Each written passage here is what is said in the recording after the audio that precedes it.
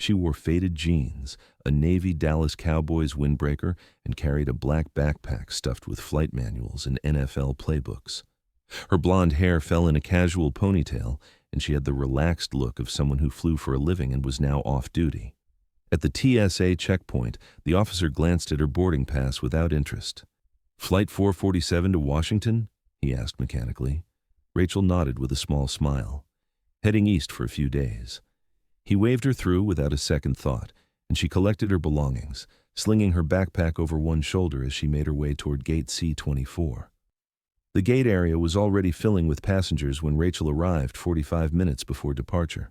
Flight 447 was a popular route, a direct connection from Dallas to Washington Dulles International Airport, serving business travelers, government workers, and people traveling between coasts.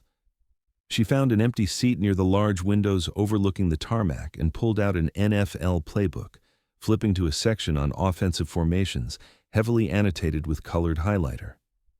To anyone observing her, she appeared exactly what she seemed, an NFL employee trying to study game strategies before a long flight. Around her, the gate filled with the usual cross-section of travelers. A businessman in an expensive suit typed furiously on his laptop while talking into a wireless headset about quarterly projections. Rachel stood and joined the line, moving slowly toward the jet bridge. The gate agent scanned her mobile boarding pass with a cheerful, "Have a great flight," and she entered the narrow corridor connecting the terminal to the aircraft. At the aircraft door, a flight attendant with perfectly styled brown hair greeted her warmly. "Welcome aboard." Rachel smiled. An aged woman in business casual soon appeared beside her row, checking her boarding pass before settling into the middle seat with an apologetic smile. "Sorry, looks like we're neighbors." Rachel returned the smile and shifted toward the window to give her seatmate more room. "No problem at all." The woman noticed the Cowboys logo on Rachel's windbreaker and nodded toward it. "Big Cowboys fan?" Rachel nodded. "Yeah, I work for them actually. Pilot for the team's charter flights." The woman's expression brightened. "Oh, how exciting. That must be incredible, flying all those players around." Rachel glanced at her playbook. "It has its moments. Lots of early mornings and game day pressure, but I love it." The woman laughed sympathetically. "Well, that sounds like a dream job for a football fan."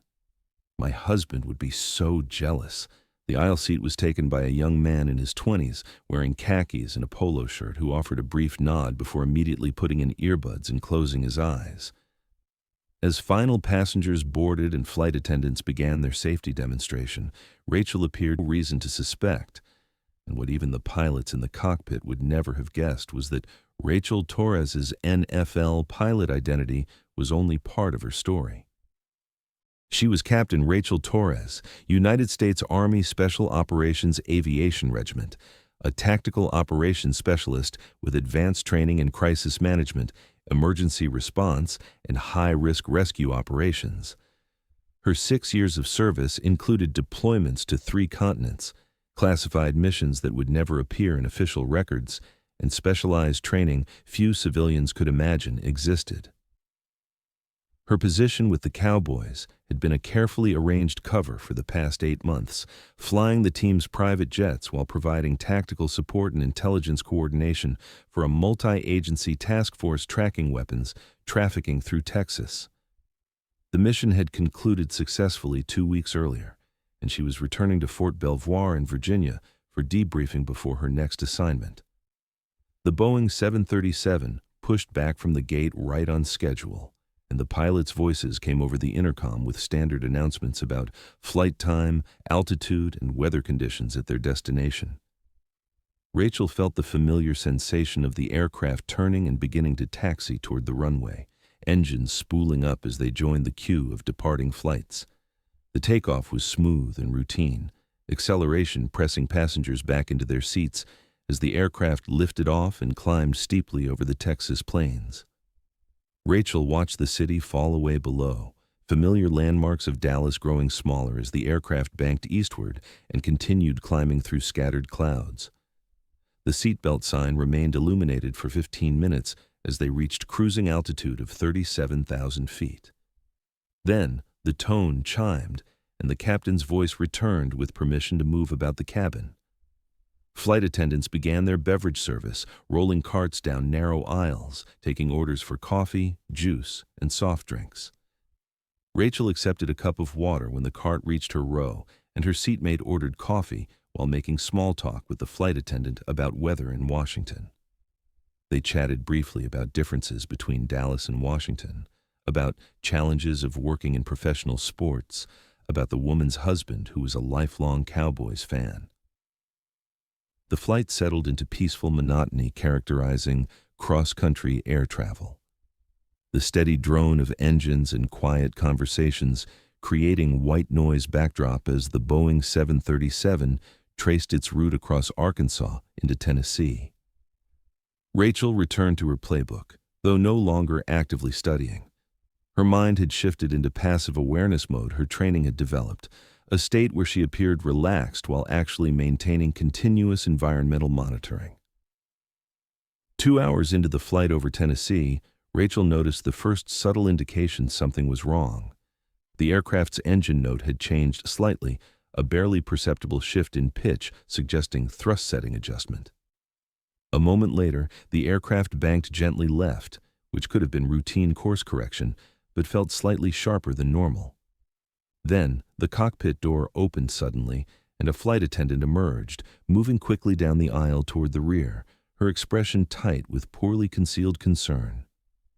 She spoke briefly with another attendant near the aft galley, and though Rachel couldn't hear the conversation over engine noise, she could read the body language clearly.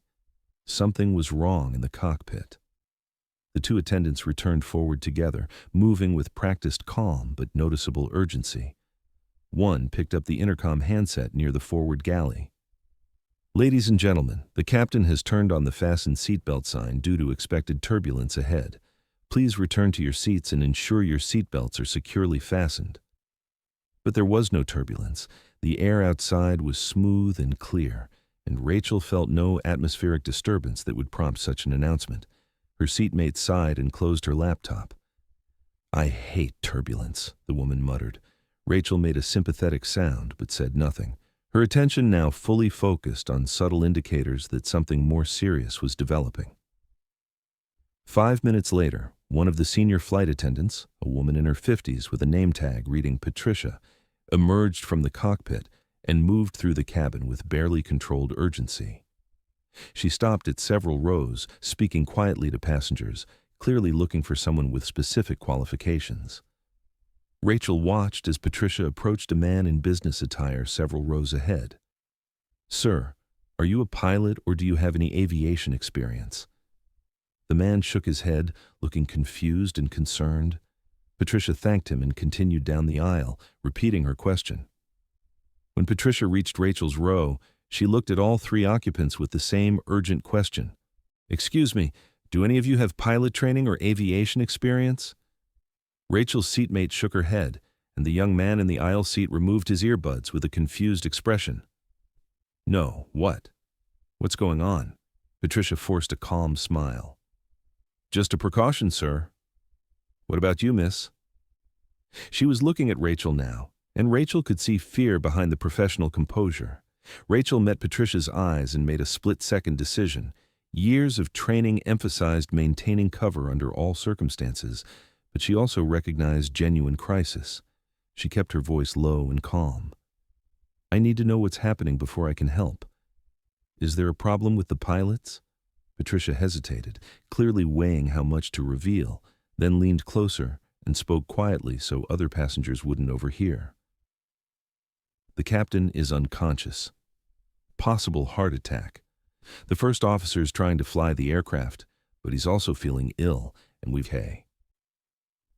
Before the woman could respond, Rachel was moving up the aisle behind Patricia, her entire bearing shifting from casual NFL pilot to focused military professional.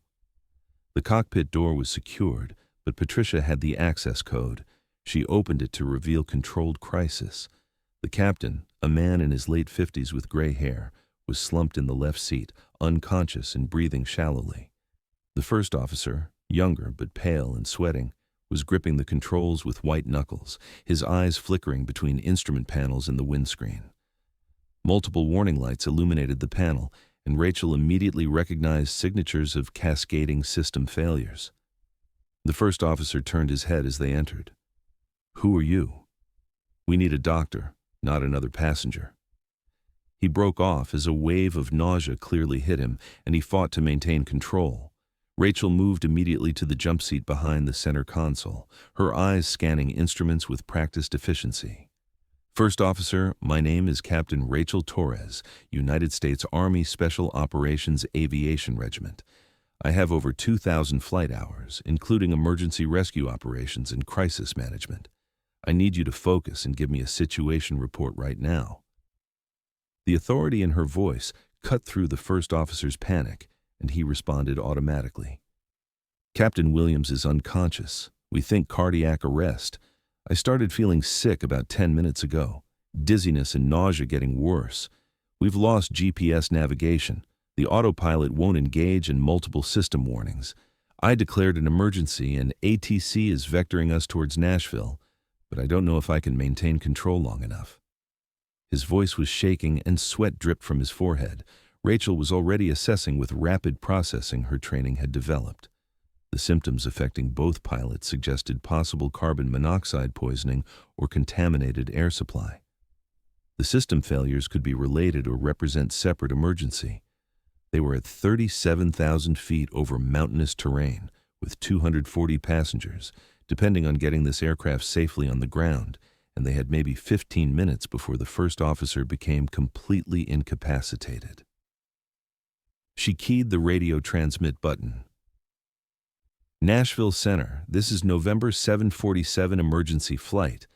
Be advised we have additional personnel in the cockpit with military aviation experience and crisis management training.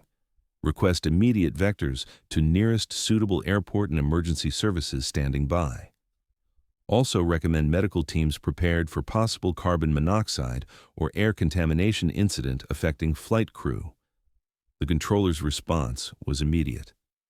"November 747, roger that. Understand military-trained personnel now assisting. Nearest suitable airport is Nashville International, currently 48 miles southeast of your position. Descend immediately to 15,000, vectors to follow.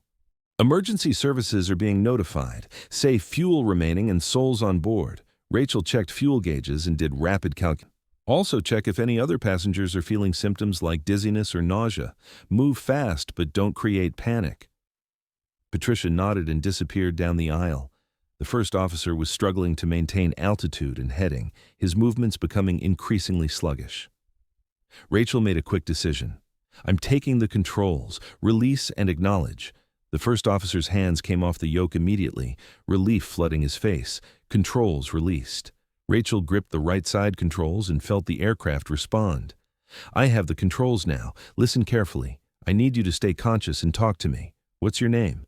The first officer blinked, fighting to focus. "Mike." "First Officer Mike Davidson." Rachel kept her voice firm but reassuring. "Okay, Mike, you're doing great. I need you to breathe slowly and deeply and tell me everything you remember before you started feeling sick." As Mike struggled to answer, Rachel was simultaneously flying the aircraft, monitoring instruments, and processing emergency procedures she had trained for in scenarios exactly like this. She initiated a controlled descent toward 15,000 feet, adjusting power and pitch to maintain safe descent rate while keeping airspeed within normal parameters. The Boeing 737 responded smoothly to her inputs, and she felt the familiar sensation of connection with the machine that all experienced pilots knew. She had flown helicopters primarily during her military service, but her training had included fixed-wing aircraft, and she had maintained proficiency. Mike was talking, his words slightly slurred but still coherent. "About 20 minutes ago, maybe longer, I noticed a weird, sweet smell in the cockpit. Didn't think much of it.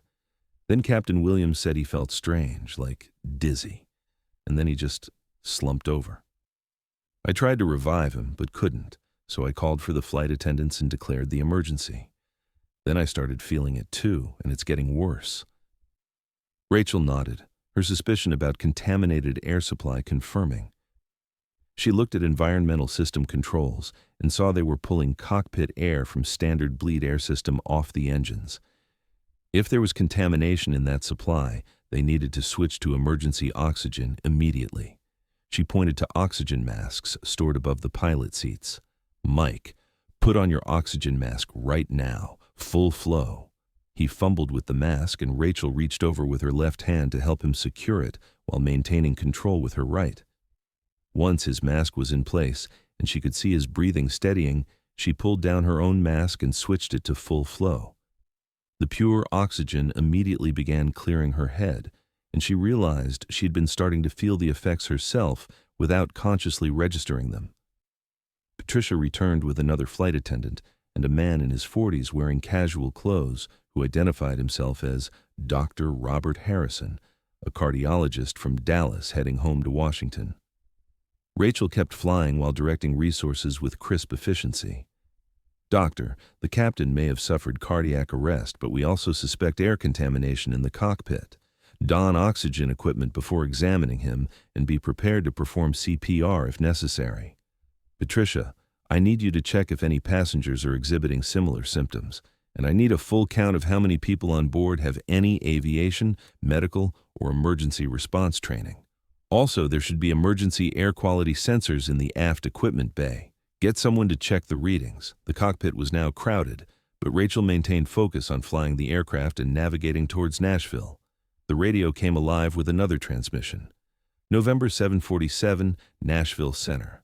Descend now to 15,000. Turn right heading 120. You are cleared direct to Nashville International. Expect vectors for ILS runway 31. Airport has been notified. Emergency equipment is standing by. Be advised, we are also scrambling military support from Fort Campbell due to the nature of your emergency." Rachel acknowledged the instructions and turned the aircraft to the new heading while continuing descent. Mike was looking somewhat better with the oxygen mask on, his color improving and his eyes more focused. She spoke to him through the intercom system built into the masks. "Mike, I need you to help me with the radios and instruments. Can you do that?" He nodded. "Yeah, I think so. The oxygen's helping." Rachel managed a quick smile behind her mask. "Good. We're going to get through this together." Dr. Harrison was examining Captain Williams, who remained unconscious but was breathing on his own. His pulse is weak and irregular, but stable for now. "I can't give a definitive diagnosis without proper equipment, but it's consistent with either cardiac event or some kind of toxic exposure. He needs advanced medical care as soon as possible." Rachel nodded, her hands making constant small adjustments to the controls as they descended through 20,000 feet. The mountains below were clearly visible now, the Appalachian foothills rising from the Tennessee Valley, and she could see Nashville in the distance. As they descended through 15,000 feet, Rachel's tactical training was already processing multiple scenarios and contingencies. They had approximately 20 minutes until landing, assuming she could maintain current approach speed, and the aircraft systems continued functioning. The first officer was stable, but not capable of assisting with complex operations. The captain needed immediate medical attention. 240 passengers were depending on precise execution of landing procedures in an aircraft with compromised systems. Nashville Center came back with new information. "November 747, be advised, Fort Campbell is launching 2 UH-60 Black Hawk helicopters to rendezvous with your position and provide escort and emergency support capabilities. They will maintain visual contact during your approach and landing. Call sign is Guardian 1 and Guardian 2. Rachel felt a slight chill at that announcement. Black Hawks meant Army aviation, which meant there was a possibility that someone in the military command structure had already connected her presence on this flight with the emergency assistance being provided. She pushed that concern aside and focused on the immediate task. They were now at 10,000 feet and approaching the initial waypoint for the instrument approach into Nashville International. The weather was clear, visibility unlimited, and she could see the airport clearly about 15 miles ahead. Patricia returned with her report. 3 passengers were feeling mild dizziness and nausea, consistent with lower-level exposure to whatever had affected the pilots. The air quality sensors showed elevated readings for carbon monoxide throughout the aircraft. though levels in the passenger cabin were much lower than what must have been present in the cockpit. The source appeared to be contaminated bleed air from the number 1 engine, and Patricia had managed to isolate that system following emergency procedures, which had immediately improved the situation. Rachel processed this while flying the approach, her hands and feet working the controls with smooth precision as she intercepted the localizer and glide slope for the ILS approach to runway 31. Mike was helping now, calling out altitudes and airspeeds, his voice stronger with the oxygen helping clear the contamination from his system. The Boeing 737 descended smoothly through 8,000 feet, then 7,000, tracking perfectly down the invisible radio beam that would guide them to the runway threshold. Through the windscreen, Rachel could see the airport growing larger, the parallel runways clearly visible, and emergency vehicles already positioning along the taxiways with their lights flashing. Then, 2 dark shapes appeared in her peripheral vision, and she glanced left to see the Black Hawk helicopters taking up formation on either side of the Boeing 737, maintaining perfect station about 200 feet away. The helicopters were UH-60Ms, the latest version bristling with advanced communications equipment and carrying full rescue and medical capabilities. The lead Black Hawk pilot came up on the emergency frequency. November 747, this is Guardian 1 flight lead. We have you in sight and are maintaining escort position. You are looking good on approach. Runway is clear. All emergency equipment is standing by. Understand you have military-trained personnel flying the aircraft. Rachel keyed the radio. Guardian 1, affirmative. This is Captain Rachel Torres, United States Army SOAR, currently assisting with emergency operations aboard this flight. We are stable and continuing approach at this time. There was a brief pause, and she could imagine the conversation happening inside that Black Hawk cockpit as the crew processed her identification. SOAR was the Special Operations Aviation Regiment, the elite Night Stalkers whose reputation preceded them throughout military aviation circles. When the response came, the pilot's voice had changed subtly, carrying a note of respect and recognition. Copy that, Captain Torres. Understand you are Night Stalker qualified. You have full support from Guardian Flight. Call if you need anything. Inside the passenger cabin, people were starting to realize something extraordinary was happening. The Black Hawk escort was visible through the windows, an unmistakable military presence that signaled this was no ordinary emergency. Flight attendants were moving through the aisles, ensuring seat belts were fastened and preparing passengers for landing. But conversations buzzed with speculation and concern. Rachel's seatmate from 23F was staring out the window at the helicopters, her mind racing as she connected the dots between the Cowboys pilot who had been sitting beside her and the military officer, apparently now flying the aircraft from the cockpit. Rachel continued the approach with total concentration, her training and experience taking over as she worked through the complex procedures. 5,000 feet, 4,000 feet. The runway growing larger in the windscreen as they descended on the glide slope. She called for landing gear down, and Mike operated the controls. 3 green lights illuminating to indicate the gear had extended and locked. Flaps to landing position, speed reducing to approach speed. The Boeing 737 configured perfectly for landing as they crossed the outer marker. The Blackhawks maintained their escort positions, the pilots flying with the precision that marked them as elite military aviators, ready to react instantly if the situation deteriorated. 3,000 feet, 2,000 feet. The runway threshold clearly visible now with its distinctive markings and approach lighting system. Rachel made minute corrections to alignment and descent rate, her eyes scanning between the windscreen and the instruments, cross-checking every parameter to ensure they were exactly where they needed to be. Beside her, Mike was calling out altitudes, 1,000 feet, 500, 400, 300. The runway rose to meet them, the landing zone markers passing beneath the nose. Rachel pulled the power back to idle and began the flare, the practiced movement of bringing the nose up slightly to arrest the descent and set up for touchdown. The main landing gear contacted the runway with barely a chirp of tires, a smooth touchdown that would have made any commercial pilot proud, and Rachel immediately deployed the speed brakes and thrust reversers while applying brakes.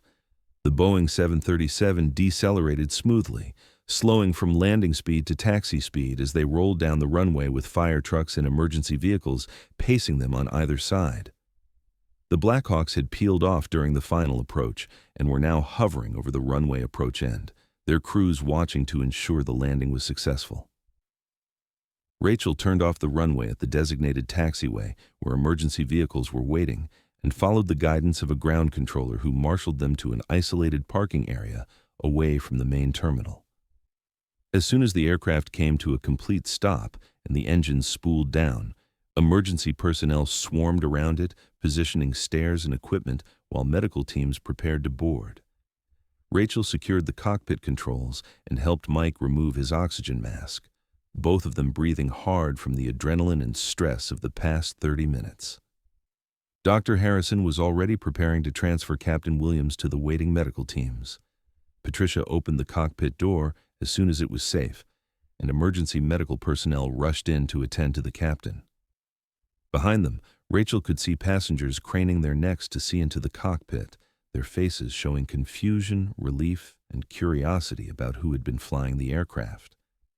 She stood and began coordinating with the emergency responders, briefing them on the symptoms, the suspected carbon monoxide contamination, and the condition of all personnel on board.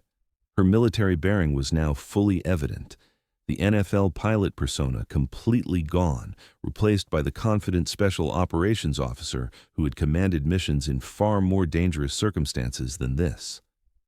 The Blackhawk helicopters had landed on the taxiway nearby, and Rachel saw a group of military personnel approaching the aircraft. The lead figure was a lieutenant colonel in Army flight suit with the SOAR insignia clearly visible on his shoulder. He entered the aircraft and made his way to the cockpit, saluting sharply when he saw Rachel. "Captain Torres, I should have known when we got the alert that a special operations officer was assisting with an aviation emergency. It would turn out to be you. Hell of a job bringing that bird down safely." Rachel returned the salute with equal precision. "Thank you, sir. Just glad we had the training to handle it." The colonel's expression became more serious. When the emergency declaration came through and we heard military aviation experience was involved, we ran the passenger manifest through our systems, and your cover identity flagged immediately. Given your clearance level and current operational status, Command made the decision to provide direct military support. We're also treating this as a potential security incident until we know whether this was equipment failure or something more deliberate. Rachel nodded, understanding the implications. If the contamination wasn't accidental, it meant someone had deliberately tried to cause the deaths of everyone on board, and her presence might not have been coincidental. But those were questions for investigators. Right now, her priority was ensuring all passengers were safe and receiving medical attention. She turned to help coordinate the deplaning operation, which was proceeding smoothly as passengers filed off the aircraft and onto buses that would take them to the terminal. As passengers deplaned, many of them stared at Rachel with new awareness, seeing the military personnel treating her with obvious respect and deference. The woman from seat 23F stopped as she reached the door, looking at Rachel with wide eyes. "You really weren't just an NFL pilot, were you?" Rachel met her gaze with a slight smile. "I am an NFL pilot, actually. Just not only an NFL pilot.